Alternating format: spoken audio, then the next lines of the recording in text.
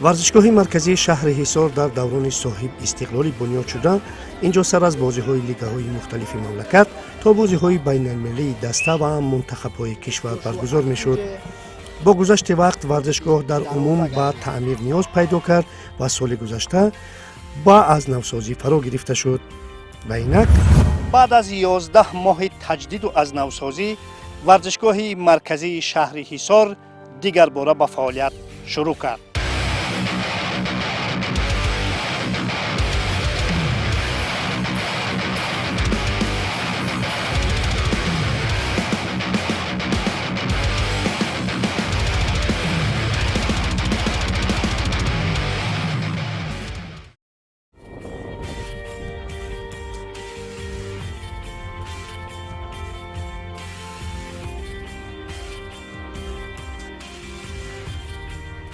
иваз кардани чаманзори майдонро Федератсияи футболи Тоҷикистон ба уҳда дошт ва ҳоли ҳозир мебинем ки воқеан ин чаманзор аз чаманзори сунъӣ ба чаманзори табиӣ табдил ёфт. дар ҳақиқат чаманзор сунъӣ буд, ҳозир чаманзор ба табиӣ гузашт.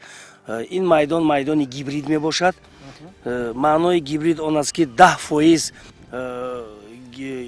чамани сунъӣ, 90% ҳамаш алафи табиӣ. барои чӣ? Барои он ки ҳамун 10% ки сунъӣ ҳаст, ҳамин алафи табииро, яъне ки решаи ҳамун табииро, ҳамин чамани сунъӣ ба қувват мустаҳкам мегардонад ва агар ҳолате ки агар зардам шуда монад майдон, ҳамун чамани табиӣ яъне ки майдонро сабз нигоҳ дошта меистад. чаманзори табиӣ аз чаманзори сунъӣ чӣ фарқ дорад ва чӣ бартарият дорад? дар бисёр давлатҳои ҷаҳон майдони сунъӣ ҳам аст, лекин бисёр дастаҳо, бисёр мунтахабҳои давлатҳо мехоҳанд ки дар алафи табиӣ бозӣ кунанд. аз ҷиҳате ки дар ҷумҳурии мо барои гузарондани бозиҳои байналмилалӣ набудани ҳамихеле майдони табиӣ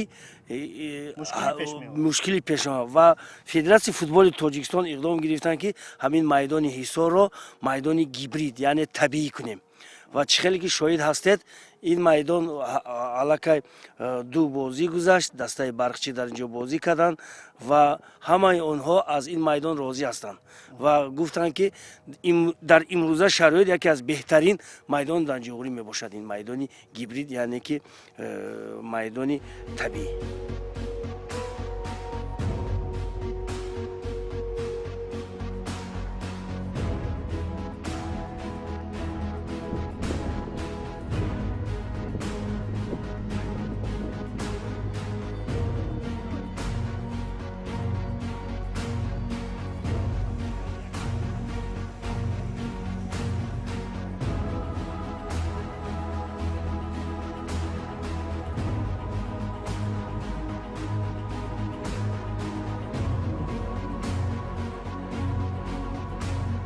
мусаллам аст ки як чаманзори бузурги сабзаи табиӣ дошта ба об ниёз дорад ва ҳоли ҳозир мо дар истгоҳи обтаъминкунӣ ҳавзи варзишгоҳ қарор дорем ва маҳз ана аз ҳамин ҷо ба воситаи ана ҳамин насозҳои обкаш мана ҳамун майдон обпошӣ карда мешавад. ин ҷои оби захиравӣ 220 куб мебошад ки чӣ хеле ки шоҳид ҳастед, тамоми насозҳои нав дар 20 дақиқа майдонро пурра бо об таъмин мекунанд, яъне об мепошанд. маълум аст ки пеш аз бозӣ ва дар вақти танаффус обпошӣ мешавад, аммо дар рӯзҳое ки бозӣ нест обпошӣ карда мешавад ё не? дар вақти агар боду ҳаво бинем ки каме салқин ранг ҳаст, дар як рӯз 3 бор, дар вақти гармии боду ҳаво дар як рӯз то 5-6 бора бо об таъмин мекунем майдонро ки намуди алаф зард нашавад, ҳама вақт сабзи хушрӯ бояд бошад майдон.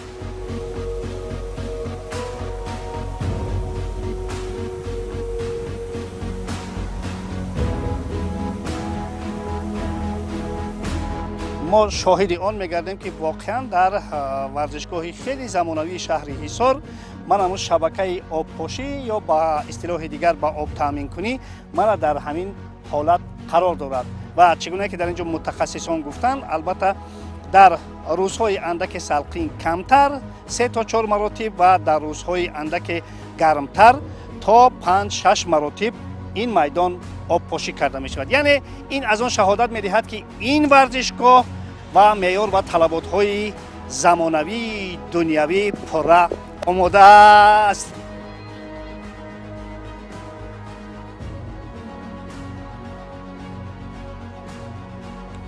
албатта масъалаи муҳим ин таъмини рӯшноӣ аст, зеро яке аз талаботҳои умдаи сохторҳои болоии футбол ин баргузор гаштани бозиҳо шомгоҳӣ мебошад ва ин нуктаро бояд зикр кард ки таъмини рӯшноӣ дар варзишгоҳ ба меъёрҳои мавҷуда ҷавобгӯ мебошад.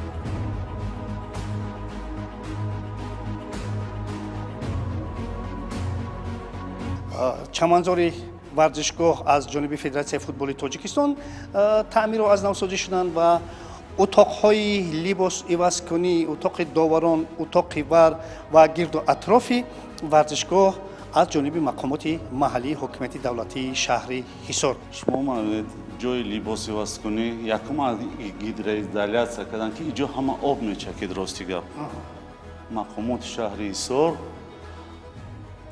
раҳмати калон ба онҳо сар кардан ай гидроизоляция ки об мечакид ва наҳози мисол шумо ки худотон дидестед чӣ сафеду хушрӯ ин утоқҳое ки либосивазкунӣ 4 та дорем. 2 та тарафи мисол ғарбу шарқ. бале ман инҷо ҷое ки ҷои дастурӯшӯӣ инҷом ҳама рангу бор карда агар хоҳед дохил шумерем ҳама иваз карда шуда системаи сантехникию ҳама чӯи иваз карда шудагӣ.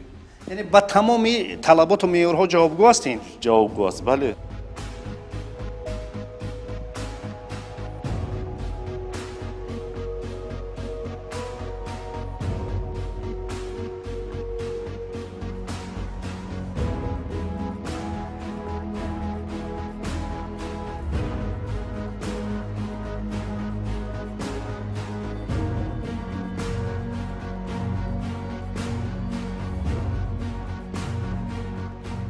хуб, чунончи гуфтем, албатта дар ин варзишгоҳ ҳама утоқҳо мавҷуданд. Утоқи албатта ҳуҷраи доварон, мана ҳуҷраи комиссари бозӣ. хуб, инҷо мебинем ки бархе аз шароитҳо якам ки зарур ҳастанд инҷо таъмин ҳастанд. ин утоқҳое ки хеле ки шумо ҳозир номбар кардед, ҳамаи инҳо барои гузарондани чемпионати лигаи олӣ ва бозиҳои байналмилалӣ, чӣ мунтахаби асосӣ, чӣ лигаи чемпионов, чӣ наврасон, ҳамаи ин утоқҳо барои 4 хеле ки директори варзишгоҳ қайд карданд. 4 ҳуҷраи либосивазкунӣ ва допинг контроль, медицинский комната, ҳама инҳо ба талаботи бозиҳои байналмилалӣ ҷавобгӯ ҳастанд. дар замони муосир барои пахши бозиҳо ба таври мустақим мавҷудияти хати интернет дар варзишгоҳ нақши вежа мебозад ва хушо ки дар варзишгоҳи марказии шаҳри Ҳисор он пурра таъмин буда барои пахшҳои мустақими бозиҳо созгор мебошад. албатта замони таҷдиду аз навсозӣ чанде аз ҷойҳои нишаст дар варзишгоҳи марказии шаҳри Ҳисор ҳам иваз шуданд, зеро бархе аз ҷойҳои нишаст харобу валангор буданд. дуруст аст? бале, дуруст қайд кардед. инҷа мана чунон ки мебинед инҷа гидроизоляция ки кадан, мана ино ҳама об мечакид. рости гап мана ин рангҳои кабуд гидроизоляция меган, рангу бор намудани мисол мана ин ҷое ки чунон ки шумо мебинед ҳаматон ҷои меҳмонони олиқадр. бале бале ҳозир хай майдон 20 000 ҷои нишаст ҳаст ва тайёр аст ба меҳмонҳо қабул кардан. хуш дӯстони азиз, мана чӣ гуна ки дида истодаем, воқеан ҳам чун мо дар ин ҷо худ шоҳид гаштем ки ҳамагӣ як ҷои нишасти валангоро хароб дар ин ҷо дида намешавад. Яъне масъулин, дастандаркорон, воқеан онҳое ки ба таҷдиду азнавсозии ин варзишгоҳ даст доштанд, кӯшиданд ки онро ба ҳолати идеалӣ албатта омода кунанд.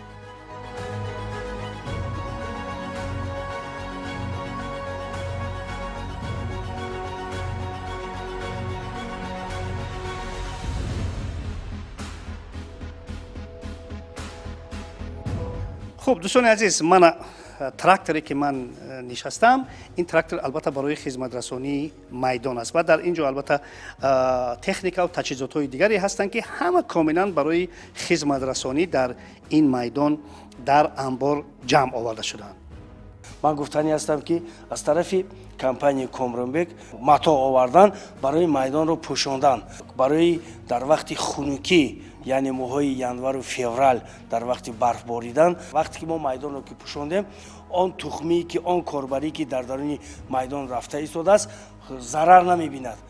аз ин матоъ фоида ҳаст, фоидаи майдон хеле хеле баланд аст. барои ҳамин беғарзи ин матоъ дар ин ҷо чӣ хеле ки мебинед, дигар таҷҳизот ҳаст ки барои дору пошидан, барои аэратсия кардан, барои чӣ хеле ки мана дида истояд майдонро даравидан аз ду намуд ҳаст.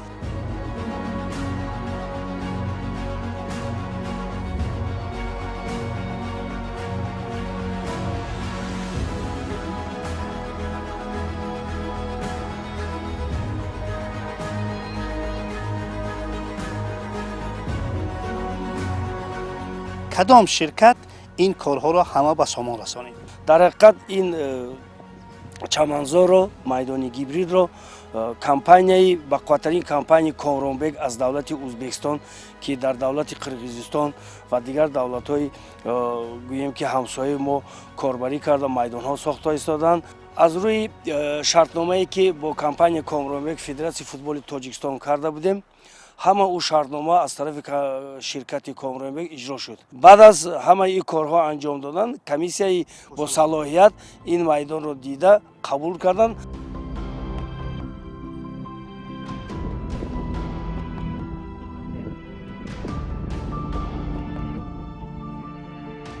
чунонче гуфтем, бо ибтикороти Федератсияи футболи Тоҷикистон, аниқтар аст дар ҳамоҳангӣ бо Федератсияи футболи Тоҷикистон ва мақомоти маҳаллии ҳокимияти давлатии шаҳри Ҳисор, ин варзишгоҳ пурра омода шуда ба тамоми талаботҳо инак ҷавобгӯ аст ва умедвор ҳастем ки ғалабаҳои бузурги дастаҳои мо, бавижа мунтахабҳои моро дар ин ҷо ҳама якҷоя шоҳид хоҳем шуд.